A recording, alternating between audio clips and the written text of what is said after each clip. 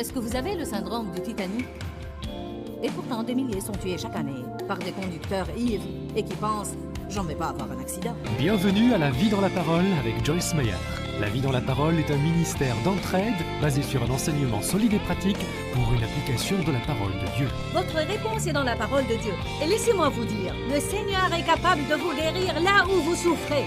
La Vie dans la Parole est un ministère international qui atteint le monde par le cœur de Dieu. Et voici aujourd'hui pour vous l'occasion d'expérimenter la vie dans la parole avec Joyce Meyer.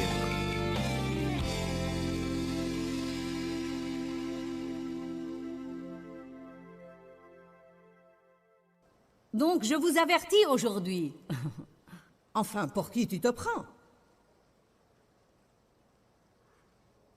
Paul a dit à Timothée, quand tu prêches, avertis, exhorte, encourage, réprimande. Prêcher n'est pas du tout censé être « Mon gentil petit, Dieu t'aime. Il y a une miséricorde, tu peux avoir le pardon de tes péchés. Rentre chez toi et pêche un peu plus. »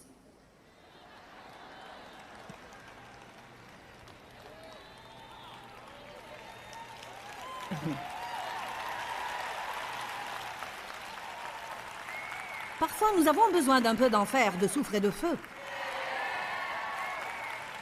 Si vous n'allez pas le comprendre, je vais vous forcer à aller au ciel par intimidation. Amen. Que sont devenus les prédicateurs de la sainteté? Que sont devenus les gens qui prêchent ce que leur demande Dieu et non ce qui est populaire aujourd'hui?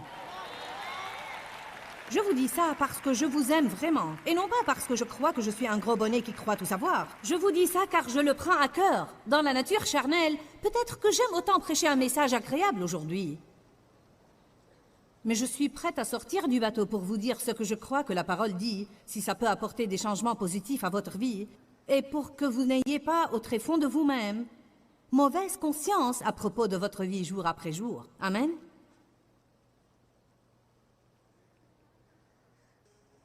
Je vous avertis,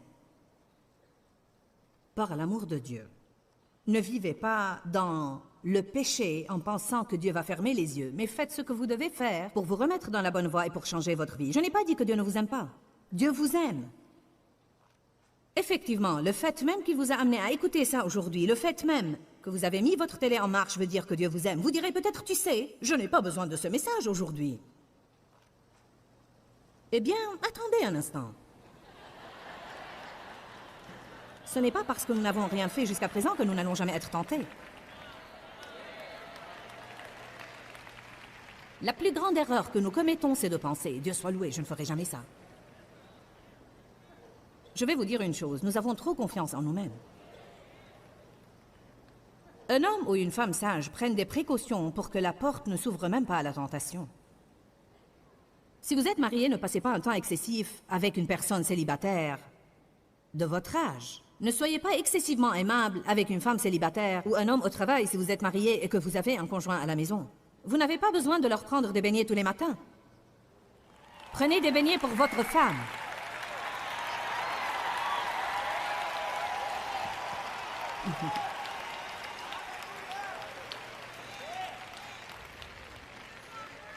Vous dites, pourquoi choisir les beignets? Parce que j'ai vu une situation pareille arriver dans mon ministère. Un homme marié apportait des beignets tous les matins à une femme. Je voyais ces beignets arriver tous les matins et je lui ai dit, « Oh là, attends un instant. Tu n'apportes pas des beignets à tout le monde. Pourquoi tu les lui apportes à elle? Plus jamais de beignets. »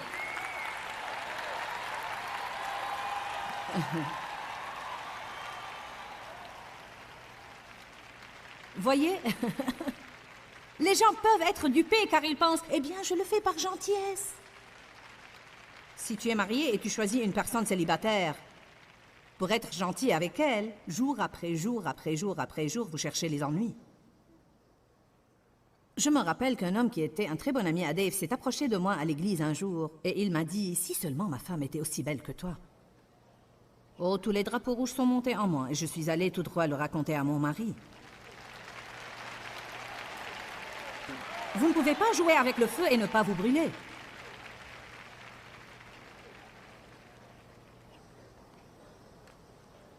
Si vous êtes un homme marié, ne covoiturez pas une femme célibataire.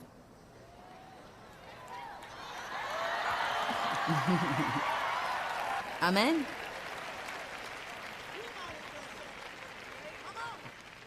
C'est ça. Vous savez, si on ne vous dit pas ce genre de choses à l'église, parfois vous n'y pensez même pas. C'est comme... Ah oui, eh bien... Dave et moi sommes allés à l'église pour des années et nous n'avons jamais entendu des choses comme ça. Tout ce que nous entendions, c'était des doctrines. Les doctrines sont magnifiques, nous en avons besoin. Mais nous devons apprendre à vivre. Les pasteurs devraient dire, si vous faites ça, voilà ce qui va arriver. Et c'est comme ça que le diable va vous tendre un piège et vous devez faire attention à ceci et vous devez faire attention à cela.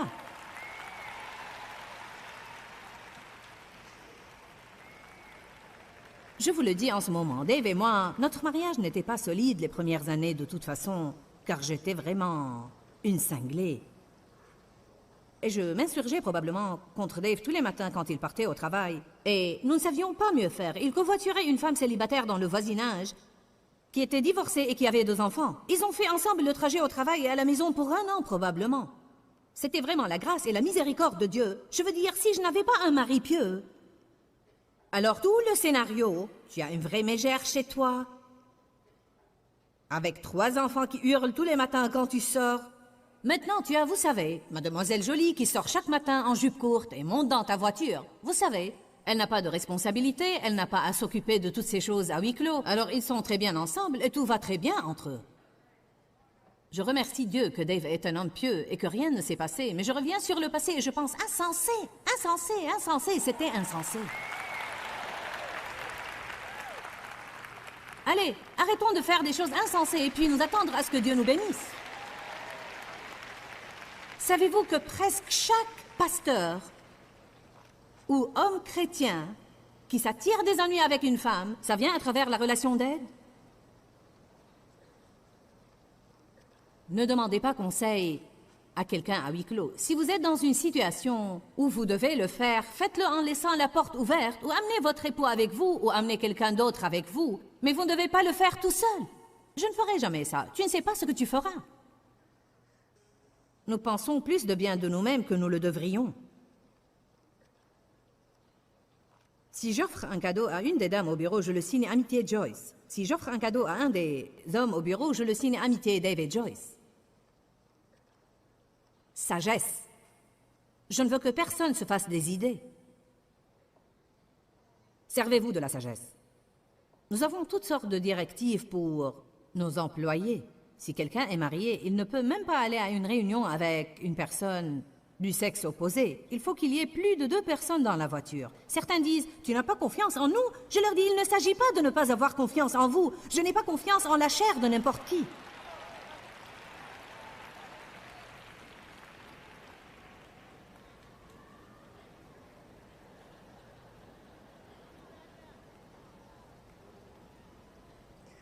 Vous ne pouvez pas jouer avec le feu et ne pas vous brûler.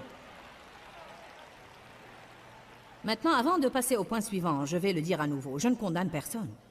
J'ai besoin de le dire aux téléspectateurs parce que je sais que nous avons toutes sortes de personnes qui regardent le programme et nous voulons que vous le regardiez. Et nous vous aimons et nous nous soucions de vous. Et comprenez, je n'essaye pas de vous condamner. Je ne vous dis pas que Dieu ne vous aime pas. Dieu vous aime et vous pouvez avoir une vie vraiment merveilleuse. Mais se repentir veut dire se détourner d'une chose. Cela ne veut pas dire, eh bien désolé, je sais que ce n'est pas une façon de vivre, mais je vais continuer à faire ça de toute façon. Se repentir veut dire revenir à la plus haute place dans laquelle vous pouvez être avec Dieu. Dieu réserve à chacun de vous une bonne vie, mais vous devez faire les bons choix.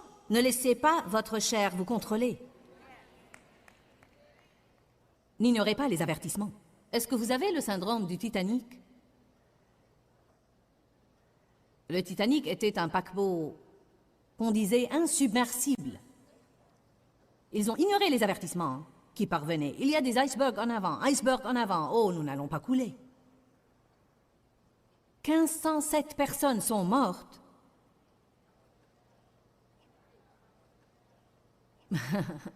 Parce qu'ils ont ignoré les avertissements. Et l'avertissement sur le paquet de cigarettes.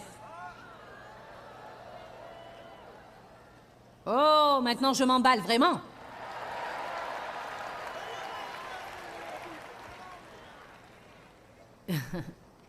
Une fois que la tête est submergée, peu importe la profondeur.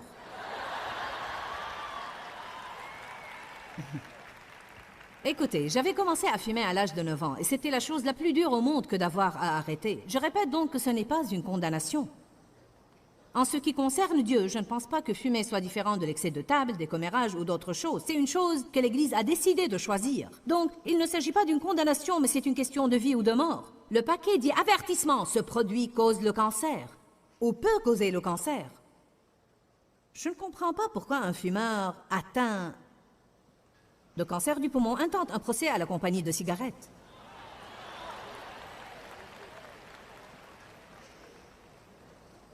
Je sais, certains pensent...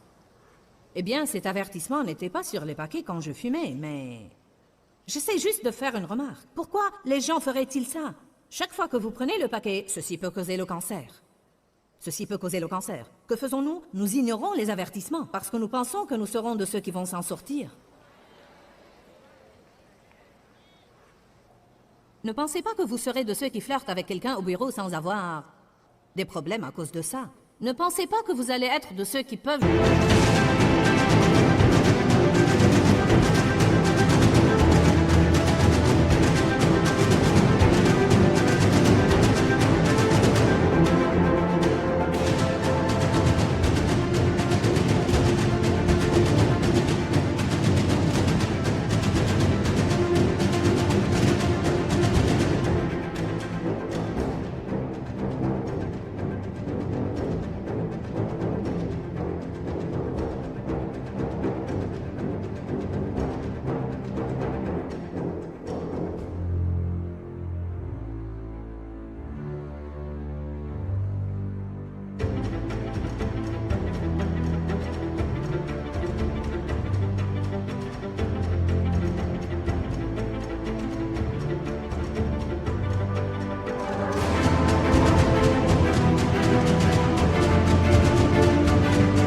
avec le péché dans leur esprit sans jamais commettre le péché. La Bible dit, là où l'esprit va, l'homme suivra. Ne pensez pas plus de bien de vous-même que vous le devriez comme, eh bien, je peux le faire. Un homme chrétien a témoigné depuis pas très longtemps. Il a dit, le diable me disait en fait que j'étais un de ces rares êtres humains qui pouvaient aimer deux femmes. Et cet homme était un ministre. Oh, il a dit, vous ne commencez même pas à avoir idée de l'étendue de la tromperie. Les mensonges que Satan va vous raconter et les choses qu'il va vous faire avaler petit à petit. Écoutez-moi, le diable est patient. Amen. Je ne sais pas, peut-être même que ce que je dis aujourd'hui, je le sais bien, pas peut-être. Ce que je dis aujourd'hui va sauver des mariages. Ça va empêcher les gens de s'embarquer dans cette chose dont nous parlons, car si personne ne nous avertit, nous allons être comme des gens ayant les yeux bandés et rentrant stupidement dans des choses et ne sachant même pas ce qu'ils font. L'avertissement est nécessaire. Et les grands panneaux qui nous disent « boire ou conduire, faut choisir ». Et pourtant, des milliers sont tués chaque année par des conducteurs ivres et qui pensent « j'en vais pas avoir un accident ». J'ai eu pendant 1 an un léger mal de dos récidivant et je l'ai ignoré. Je savais au fond de moi que je devais faire quelque chose. Combien de vous font la même chose? Je me lève le matin, oh, mon Dieu, je dois me faire examiner. Je dois faire de l'exercice. Je dois faire ça, je sais que je dois faire ça, je sais que je ne dois pas faire ça, je sais. Que disons-nous là? Nous disons, j'ai la sagesse et je sais ce qu'il faut faire, mais je choisis de ne pas le faire. Eh bien, ne me faites pas taire parce que je prêche bien. Je savais que je devais faire quelque chose, mais qu'est-ce que j'ai fait? J'ai remis à plus tard et j'ai remis jusqu'à en arriver au point où je pouvais à peine marcher. Puis pendant 1 an et 3 mois, 1 an et 3 mois, presque tous les jours, j'avais un mal de dos. J'allais chez le chiropracteur, je tenais mes réunions, j'allais à ma chambre d'hôtel, je mettais les vibromasseurs, je me traitais par la chaleur ou par les glaçons. Mais si seulement j'avais fait quelque chose depuis le début. Si seulement j'avais fait quelque chose depuis le début. Mais vous savez quoi, nous sommes tellement pressés, et nous ne voulons jamais prendre le temps de faire ce que nous devons faire quand nous devons le faire. Alors nous le remettons et le remettons et le remettons, en pensant que nous gagnons du temps, et puis à long terme, ça finit par nous coûter plus de temps que si nous nous en étions occupés dès le début du problème. Maintenant, vous êtes silencieux.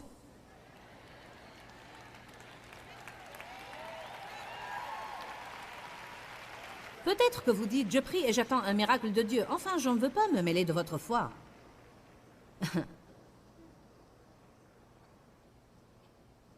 Mais parfois, Dieu va aussi vous dire d'aller voir un médecin, ou d'aller pour une consultation, ou vous faire examiner. Alléluia. Vous devez faire ce que vous êtes guidé à faire. Mais souvent, nous disons même, je sais que je dois aller examiner ça. Je sais que je ne dois pas dire ça, mais... Je sais que je ne dois pas manger ça, mais... Je sais que je ne dois pas acheter ça, mais... N'est-ce pas pitoyable? Nous ferions aussi bien de dire, j'ai la sagesse, mais je vais agir stupidement quand même.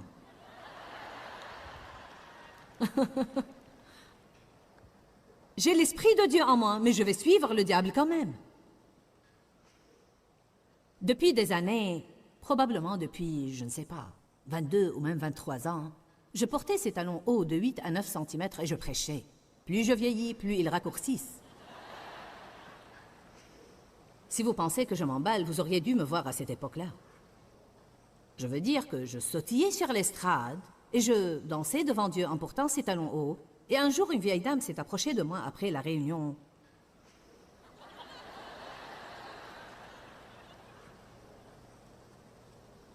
Elle avait un foulard et elle avait les cheveux relevés en chignon. Vous savez, elle m'a dit, « J'ai une parole de Dieu pour toi. » Et avant qu'elle n'ait ouvert la bouche, j'ai pris une attitude. Combien de vous le savent? Vous jetez un coup d'œil sur les gens et c'est comme, voyons voir un peu. C'était stupide. Elle a dit, « Ainsi dit le Seigneur. Ces talons hauts vont abîmer tes pieds. » Elle m'a passé cette parole, puis elle me l'a passée par écrit au sujet de mes chaussures. Je l'ai lu, je l'ai déchiré et je l'ai jeté à la poubelle. Ensuite, 2 mois plus tard, j'ai eu mal aux pieds. Et j'avais tellement mal que je pouvais à peine le supporter. Je rentrais à la maison après avoir prêché et je pouvais à peine dormir la nuit. J'avais tellement mal aux pieds. Finalement, j'ai vu un spécialiste et il m'a dit « Tu as des oignons ». Alors, j'ai enduré 20 ans de douleur avec mes oignons et je me suis débarrassée de toutes mes chaussures et je me suis acheté de plus grandes chaussures et j'essayais d'acheter des chaussures qui ne touchaient pas mes oignons, etc. et ainsi de suite. Puis l'année dernière, j'ai pu en finir en me faisant opérer. Que serait-il arrivé si je n'avais pas ignoré l'avertissement?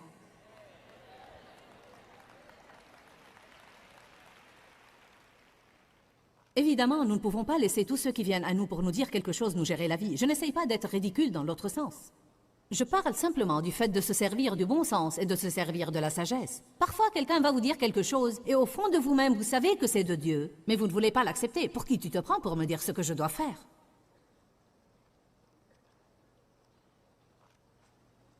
Lorsque vos habits serrent à la taille, c'est un avertissement que vous mangez trop.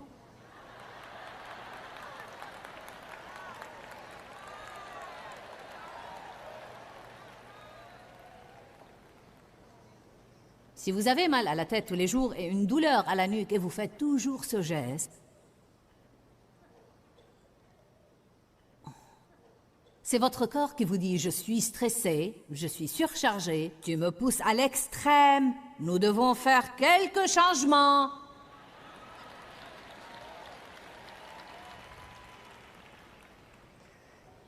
Eh bien, c'est la bonne vieille cuisine familiale ce matin, n'est-ce pas?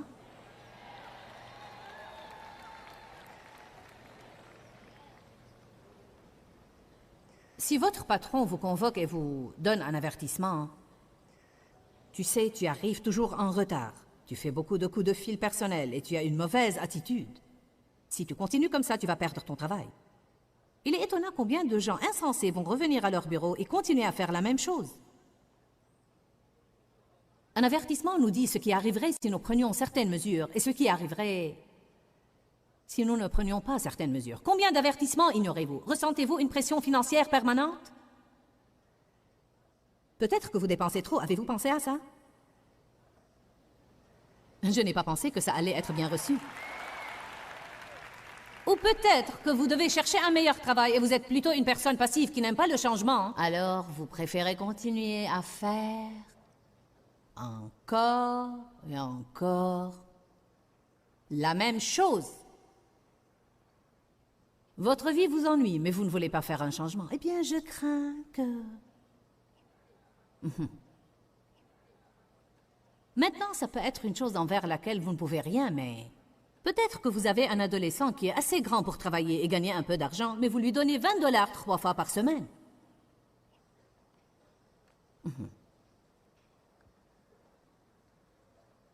Eh bien, j'ai toute cette pression financière. J'ai toute cette pression sur moi tout le temps. J'ai une pression financière. Dites à certains de vos enfants d'aller travailler. D'arrêter de tendre la main et d'attendre 20 $ 3 fois par semaine. Il y a des choses comme tondre la pelouse et enlever la neige à la pelle. Oh, enfin, faites tout ce que vous voulez. Peut-être que vous vous êtes endetté pour envoyer votre enfant à une école à laquelle vont tous ses amis alors que vous n'avez pas les moyens de l'y envoyer. Mais vous vous souciez tellement de ce qu'on pense que vous êtes prêt à vous endetter pour le faire. Ou peut-être que vous vous endettez chaque Noël pour impressionner la famille. Puis vous passez le restant de l'année à rembourser les dettes de l'année passée pour le faire à nouveau cette année. Qu'arriverait-il si vous disiez « Nous vous aimons tous, mais nous n'avons pas les moyens de le faire. Cette année, nous ne voulons pas nous endetter, alors, vous savez... » Eh bien, je ne peux pas faire ça. Allez, j'essaye juste de vous aider. Je vais clôturer avec celle-ci. C'est probablement... Oh, il me reste quelques minutes. Je crois...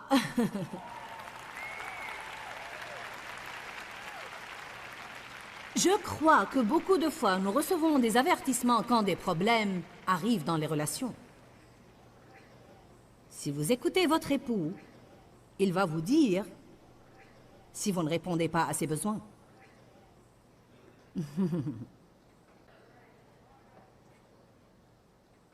Dave m'avait dit une fois depuis des années, j'ai l'impression que chaque soir, tu le passes au téléphone avec tes amis. Vous savez quoi? J'ai arrêté de parler au téléphone le soir avec mes amis et j'ai commencé à m'asseoir sur le canapé à côté de mon mari parce que je ne voulais pas le perdre. Ma fille aînée a dit une fois à ma cadette depuis des années, tu sais quoi? Je suis proche de tous mes enfants. J'avais été très proche de ma fille. Et elle est là ce week-end aussi. Elle s'occupe de la table, des cassettes. Elle a fait un commentaire à Sandy. Elle lui a dit, tu sais, je ne me sens pas aussi proche de maman comme avant. Il n'y a que les affaires, travail, travail. J'en suis arrivée au point où je me sens plus proche de ma belle-mère que de ma mère. Maintenant, vous savez, sa belle-mère voyage et travaille avec nous parfois. Et c'est une dame formidable. Et je veux que ma fille l'aime, mais je ne veux pas qu'elle l'aime plus que moi. Allez maintenant. Vous savez ce que j'ai fait? J'ai dit, je ne vais pas perdre ma relation.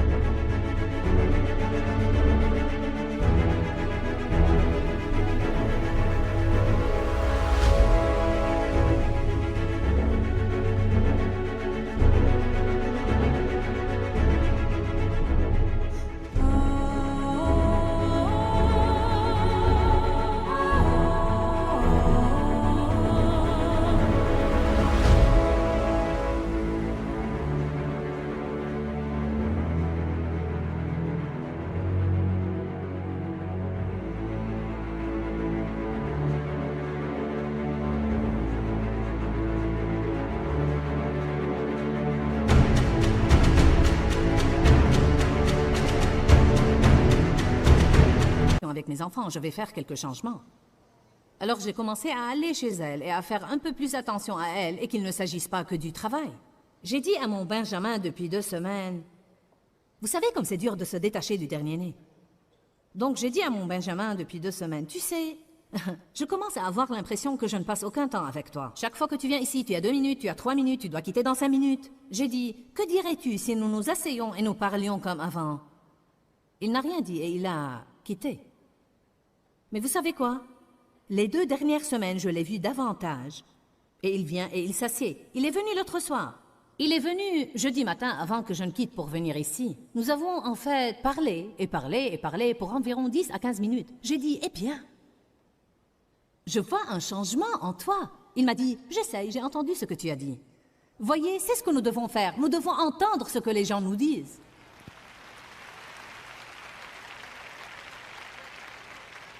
Vous ne pouvez pas avoir une bonne relation avec n'importe qui à moins d'y consacrer un certain temps. Vous ne pouvez pas avoir une bonne relation avec n'importe qui à moins de faire un effort pour leur faire plaisir de temps en temps.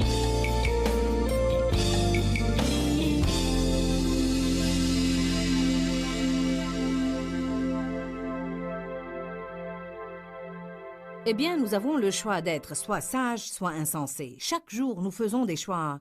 Et au cours de quelques semaines ou de quelques mois, nous pouvons dire à coup sûr que nous faisons des milliers et des milliers de choix. La Bible nous dit que si nous faisons les bons choix, nous serons bénis, mais si nous faisons les mauvais choix, nous vivrons sous la malédiction.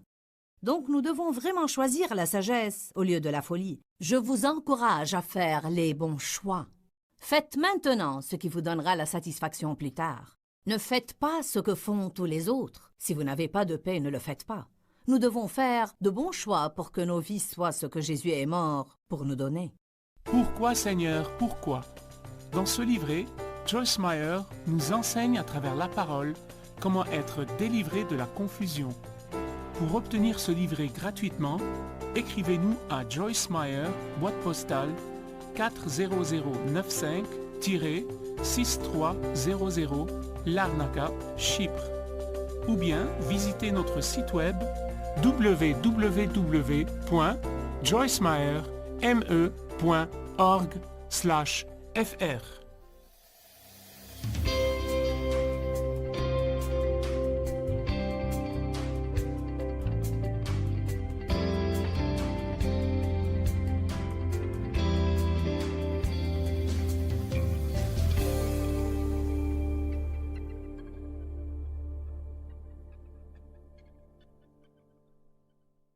Ce sont toutes ces règles et ces réglementations religieuses et toutes ces formules selon lesquelles on vit en tant qu'être humain qui rendent le christianisme épuisant et lassant.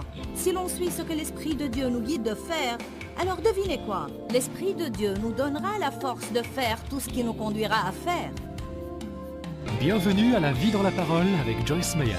La Vie dans la Parole est un ministère d'entraide basé sur un enseignement solide et pratique pour une application de la parole de Dieu. Votre réponse est dans la parole de Dieu. Et laissez-moi vous dire, le Seigneur est capable de vous guérir là où vous souffrez. La Vie dans la Parole est un ministère international qui atteint le monde par le cœur de Dieu. Et voici aujourd'hui pour vous l'occasion d'expérimenter la vie dans la parole avec Joyce Meyer.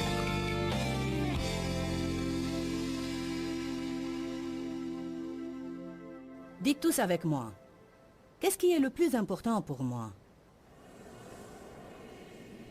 Quelle est ma première priorité? Colossiens 1, 17, 18 nous dit ce que ça devrait être. Je voudrais lire ces versets à chaque session, parce que c'est par la répétition que ces vérités sont intériorisées. Je veux que cette parole devienne importante pour vous. Éternel, nous te remercions pour la parole. Nous te louons pour ton Esprit Saint qui œuvre par la parole, pour convertir les cœurs, transformer les vies et changer le comportement. Ouvre tout cœur, Seigneur, et fais que nous recevions ce que tu nous donnes aujourd'hui. Au nom de Jésus. Amen. Colossiens 1, 17. Il est lui avant toute chose. Et ça le rend plus important que tout parce que ce qui vient en premier est plus important que ce qui vient en second. Colossiens 1, 17. Il est lui avant toute chose et toutes choses subsistent, sont maintenues et unies en lui. Alors, Jésus est tellement important que la Bible dit « tout est maintenu en lui ». En d'autres termes, si l'on retirait Jésus, tout se désintégrerait, se corromprait et serait détruit. Il maintient tout ensemble. Verset 18. Il est la tête du corps qui est l'Église. Il est le commencement, le premier-né d'entre les morts, afin que seul, en tout et à tout égard, il tienne le premier rang, soit premier et ait prééminence. Donc, ça veut dire lui seul en tout doit tenir la première place. Comment peut-on déterminer nos priorités? Tout d'abord, alors que je préparais cette série, je sais à quoi les gens s'attendent quand vous dites que vous allez faire une série sur les priorités. Ils s'attendent à avoir une formule sur comment définir l'ordre de leurs priorités. Tant de temps attribué à Dieu, tant de temps à la famille, tant conservé pour le travail, tant gardé pour le ministère, et tant pour moi, quelque part là, au bas de la liste. Mais vous savez, Jésus n'est pas mort pour qu'on vive selon des formules. Il est mort pour qu'on puisse avoir le droit, payé en sang, d'être dirigé par l'Esprit Saint qui demeure dans le cœur du croyant. On n'est pas guidé par des choses extérieures, règles ou réglementations comme les croyants de l'Ancien Testament. Mais on est guidé par l'Esprit de Dieu qui demeure à l'intérieur de nous. L'Esprit de Dieu est créatif et il maintient la fraîcheur. Si je suis toujours sous la direction de l'Esprit Saint, je garderai mes priorités dans le bon ordre. Je m'assurerai que mon temps avec Dieu est régulier. Je m'assurerai que mon temps pour la famille est préservé. Mon mari n'a pas besoin de moi pour faire la même chose tous les jours. Je peux donc être guidée à faire une chose un jour et autre chose un autre jour. Je n'ai pas besoin d'avoir une formule. Chaque semaine, je vais passer un tel nombre d'heures avec Dave. Et chaque semaine, le mercredi soir, nous allons sortir dîner. Je ne vous dis pas que vous ne pouvez pas faire tout ça, mais franchement, je ne veux pas vivre ma vie comme ça. Je veux être animée par l'esprit. Je veux être sensible aux périodes où Dave et moi avons besoin de temps supplémentaire ensemble. Alors je dirais, allons faire ça, ainsi ce sera frais et amusant. Je ne veux pas m'asseoir et parler à Dave tous les soirs à 6 heures. Je voudrais m'asseoir et parler à Dave quand j'en ai envie. Je pourrais aller trop loin, mais j'essaye de faire remarquer que ce sont toutes ces règles et ces réglementations religieuses et toutes ces formules selon lesquelles on vit en tant qu'être humain qui rendent le christianisme épuisant et lassant. Si l'on suit ce que l'Esprit de Dieu nous guide de faire, alors devinez quoi? L'Esprit de Dieu nous donnera la force de faire tout ce qui nous conduira à faire. Il est l'initiateur et l'accomplisseur, mais il n'est pas obligé de finir ce qu'il n'a pas initié. Souvent, on commence des choses qu'on veut que Dieu finisse. On fait un plan, puis on prie que Dieu lui donne succès. On devrait d'abord prier et planifier après. Je ne vais pas vous donner une formule. Je ne vais pas vous donner une formule. Mais je vais vous apprendre comment suivre la direction de l'Esprit Saint et je vais vous apprendre à rendre prioritaire ce qui est pour Dieu une priorité. Si ma priorité est identique à la priorité de Dieu, alors je disposerai, je le pense bien, d'une vie formidable. Parfois, on a une trop haute opinion de nous-mêmes. On pense qu'on est un peu plus spirituel qu'on ne l'est vraiment. On pense qu'on a des choses un peu plus en ordre qu'on ne les a vraiment. Je suis grandement en faveur de regarder la vérité en face. Je crois que c'est uniquement par la vérité qu'on est affranchi. Ce n'est qu'en réalisant où je suis maintenant que je peux passer au niveau suivant, là où je voudrais être. Qui de vous veut monter plus haut? Très bien. Alors vous devez devenir honnête. Dites tous honnête. Vous devez honnêtement reconnaître où vous êtes en ce moment. Ce qui est d'habitude assez pénible. S'il y a quoi que ce soit de déplaisant, c'est d'être confronté par la vérité à notre sujet. En fait, on pense tous qu'on est super. On a tout très bien arrangé. La meilleure vie de prière qui soit, le plus grand ceci et le meilleur cela. Personne n'est en avant de nous et l'on est premier en tout. Tout d'abord, si on veut savoir vraiment où sont nos priorités, on n'a qu'à examiner ce qu'on fait de notre temps. Si vous passez 1 heure par semaine en prière et 14 heures à jouer au golf, alors le golf est votre priorité et pas Dieu. Si vous passez 30 minutes par semaine à prier et 30 à étudier la parole, mais vous passez 14 heures à regarder la télé, alors la télé est votre priorité, pas Dieu. Je comprends que vous devez passer 40 heures au travail et vous n'allez pas passer 40 heures à prier. Mais même ça, vous pouvez le faire avec Dieu. Même lorsque vous allez jouer au golf, ou vous jouez au baseball, ou quoi que soit ce que vous aimez faire, vous pouvez incorporer Dieu dans tout ce que vous faites, à tel point que vous pouvez en venir à dire « je prie sans cesse » et je ne pourrai pas vous dire combien de temps je passe avec Dieu chaque jour parce qu'il est avec moi tout le temps, dans tout ce que je fais.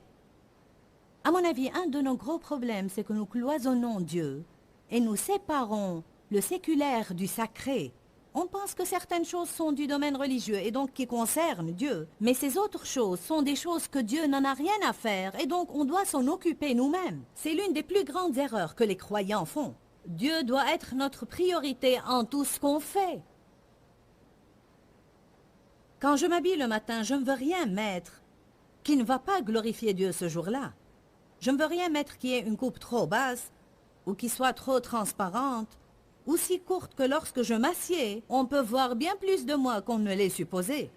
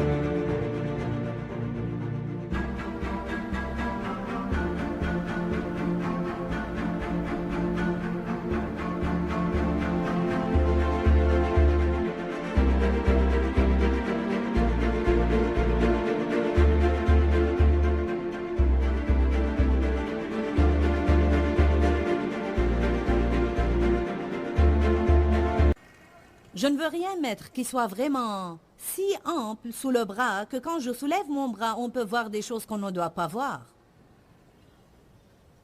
Être habillé d'une façon décente devrait avoir une certaine priorité. Je suis stupéfiée de voir ce que certains portent pour sortir, et encore plus stupéfiée de voir ce qu'ils portent pour venir à l'église.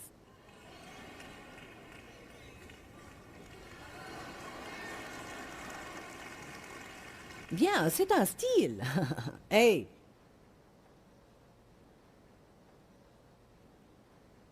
Mais ce n'est pas le style du royaume. Le style du royaume ne signifie pas que vous devez porter quelque chose jusqu'ici et jusqu'à vos chevilles sans couleur et sans maquillage et sans bijoux. Je suis désolée si mes petits ornements et tout ce qui brille sur moi vous choque, mais si c'est le cas, vous allez être vraiment inconfortable au ciel.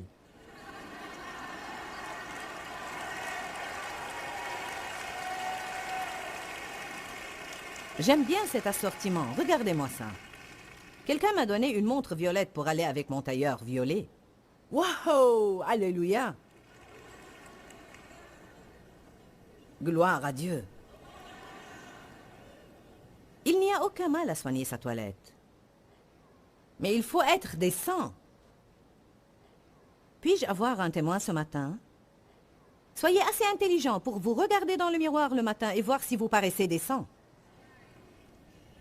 Sortir de façon à représenter Dieu devrait plutôt être une priorité. Ainsi, si je fais cela, si je m'habille pour glorifier Dieu, alors vous voyez, Dieu est ma priorité en m'habillant.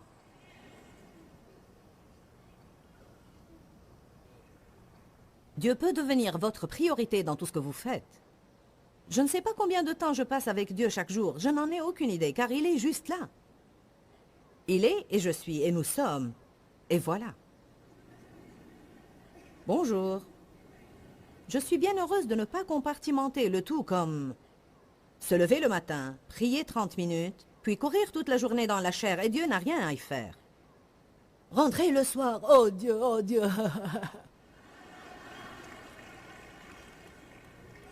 Je crois que presque tout croyant commence de cette façon. On commence par recevoir des formules et on les pratique pour quelque temps. Mais bientôt ces formules ne nous satisfont plus et franchement, on en arrive même au point où Dieu ne nous stimule plus pour les employer. Il nous oblige en réalité à délier notre bateau du quai et à nous donner à l'océan,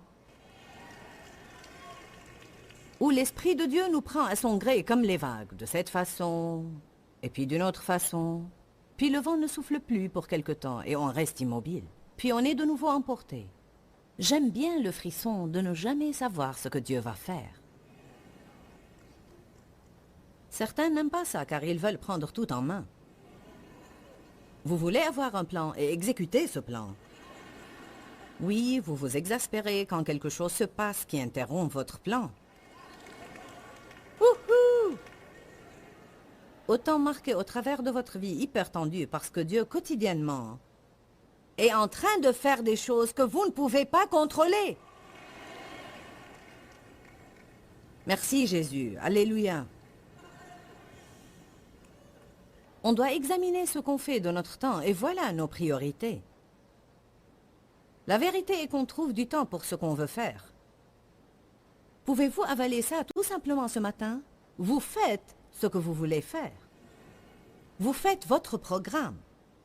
Si vous n'avez pas de temps pour Dieu, c'est de votre faute. Ce n'est pas la faute de Dieu. On a toujours le même nombre d'heures par semaine qu'Adam avait. Ce n'est pas la faute de Dieu que l'on soit si occupé. C'est notre faute qu'on suit le système de ce monde. On se conforme tout le temps au monde au lieu d'être transformé par la parole de Dieu et l'Esprit de Dieu. Beaucoup de ce que tu fais, tu n'as pas besoin de faire. Beaucoup de ce que je fais, je n'ai pas besoin de faire. Je suis toujours, chaque jour en train d'essayer de faire des changements dans ma vie car je suis trop occupé. Je ne veux pas être seulement occupé, je veux porter des fruits.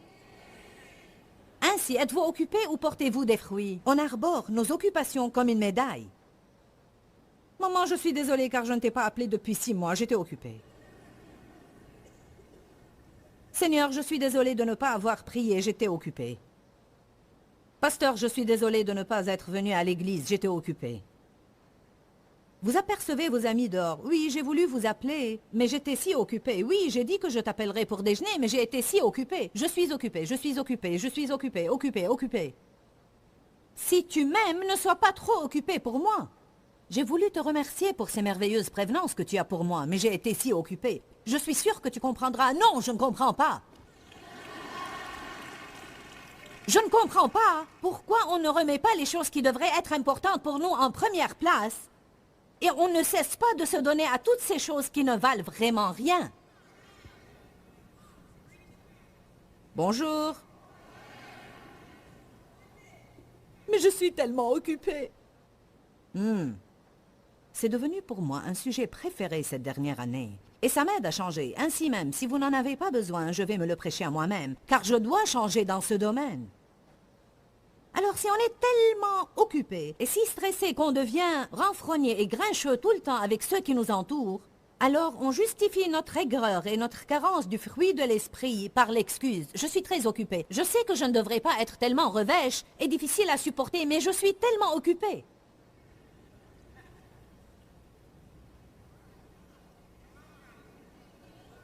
Allez, il y en a qui me regardent comme si...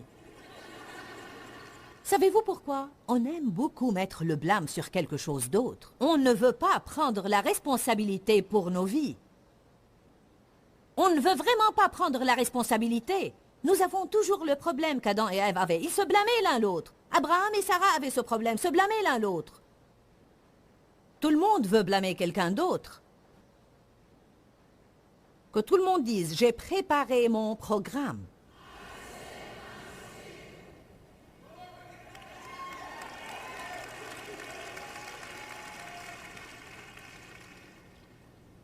Qui sait ce que les cisailles de taille sont?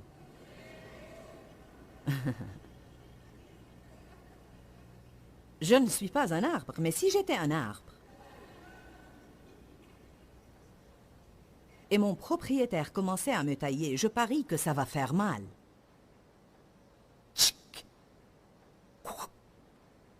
Je veux que tu m'apportes une paire de cisailles de taille et la mettre dans la boîte d'accessoires. Ça aurait été plus efficace si je les avais ici ce matin. Qu'est-ce qu'on découpe? Des arbres? Parfois de jolies pousses. Non seulement les branches mortes, mais aussi celles qui poussent dans la mauvaise direction.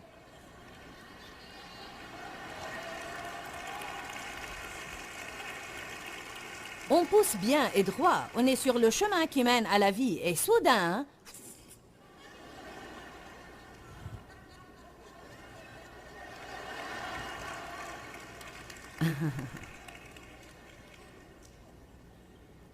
Ainsi, le vigneron, et vous savez que Dieu s'appelle le vigneron, il doit sortir ses cisailles de taille et... Non!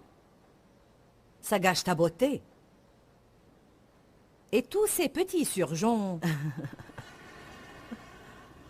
qui partent du pied de l'arbre, ne sont-ils pas vraiment mignons? Ils sont vraiment ravissants. Mais si vous ne les coupez pas, ils sucent la vie de l'arbre et empêchent l'arbre de grandir.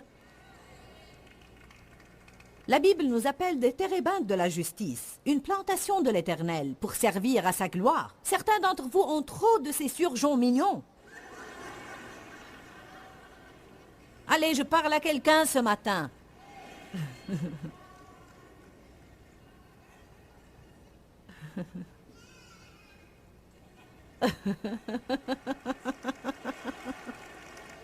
J'ai découvert quelque chose au sujet de cette histoire de taille. Car Jean chapitre 15 dit, « Si vous ne portez pas de fruits, il vous taille, parce que vous prenez de la place. Et si vous portez du fruit, il vous émonte pour que vous portiez un fruit encore plus excellent. » J'ai découvert qu'on est taillé, qu'on porte du fruit ou pas. Ce sont les réalités de la vie.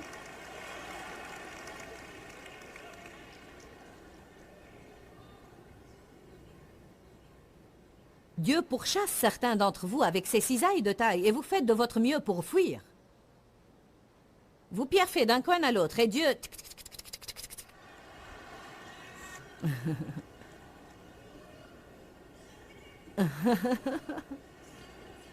Il coupe un rejeton et vous le recollez quelque part d'autre.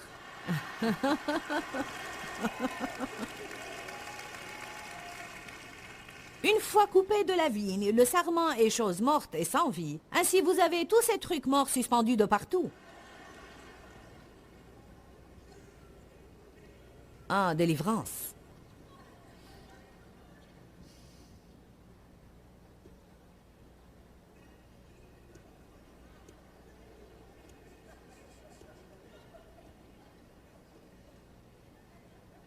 Que tout le monde dise « je dois changer ».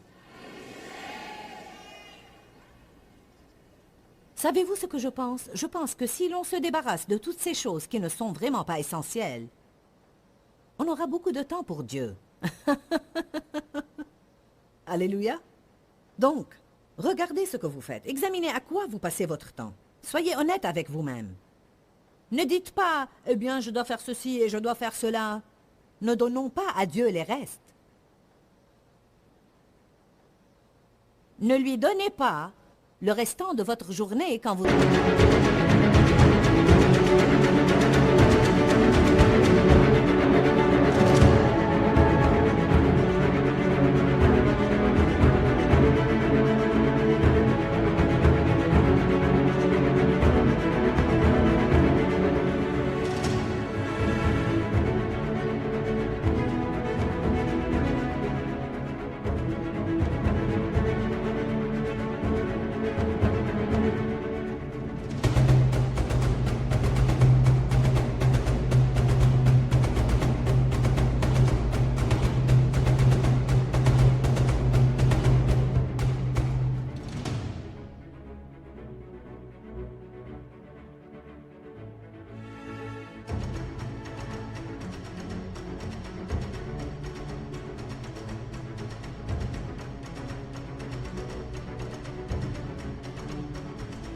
Vous êtes épuisé et fourbu.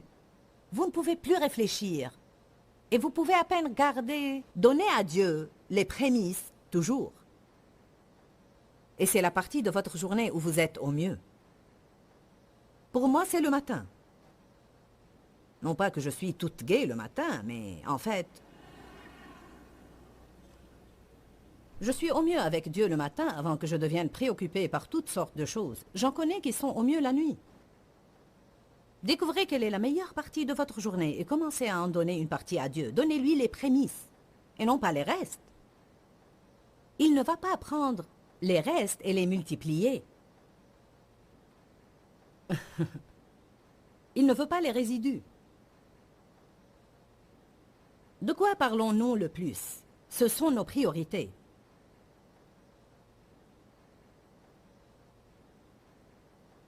De quoi vous voyez parler? De vos problèmes? Ou de la puissance de Dieu? Allez à Malachie 3. Dieu aime quand vous parlez de lui, particulièrement quand c'est correct. Certains parlent de Dieu, mais d'une mauvaise façon.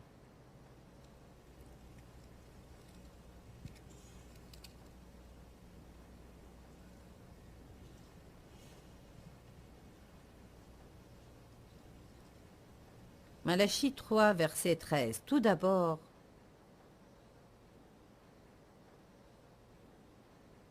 vos propos sont rudes et durs contre moi, dit l'Éternel. Je crois que le verset 13 est relié à la question des dîmes et des offrandes. Le verset 8 dit « Un homme trompe-t-il Dieu? Car vous me trompez si vous retenez les dîmes et les offrandes. Vous êtes frappés par la malédiction. Apportez à la salle du trésor toutes les dîmes, les prémices de votre revenu.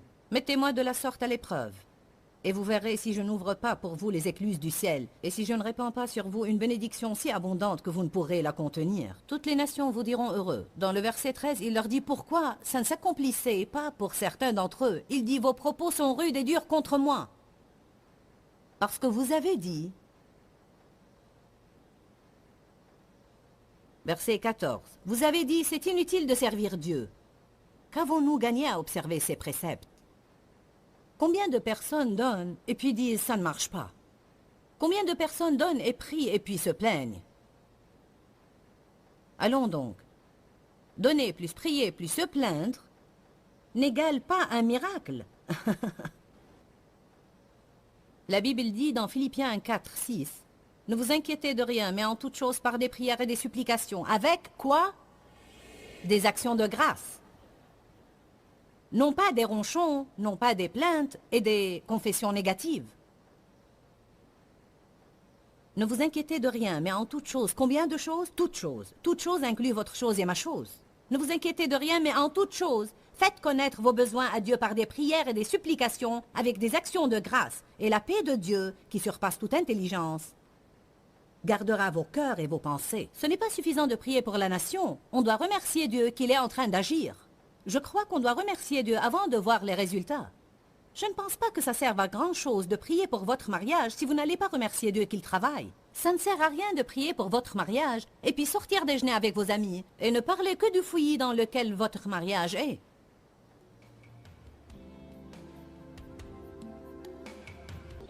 Ne priez pas pour les gens et puis parlez d'eux comme s'ils ne vont jamais changer.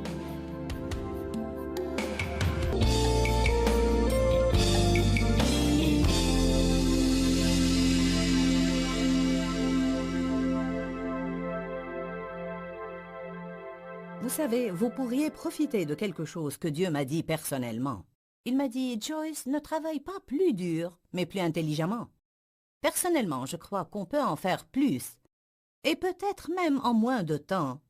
Et cela si on sait vraiment ordonner nos priorités et maintenir les choses de premier rang à la première place dans notre vie.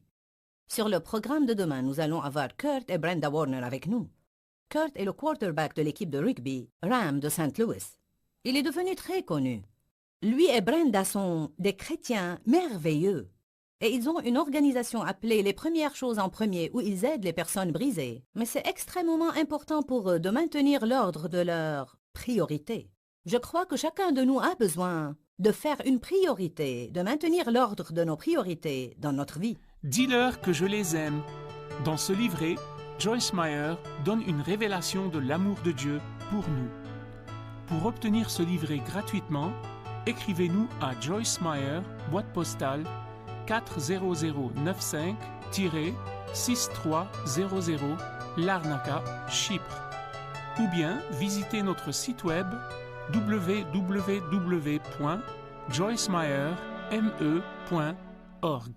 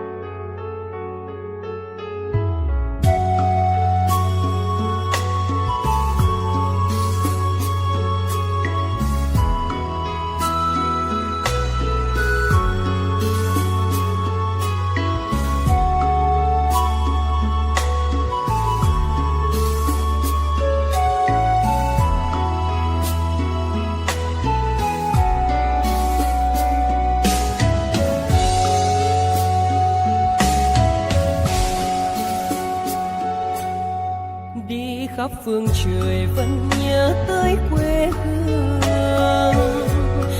Người về đây thăm làng Trù quê mẹ và làng Sen quê cha, xúc động bồi hồi người rơi giọt lệ, thương mái nhà tranh.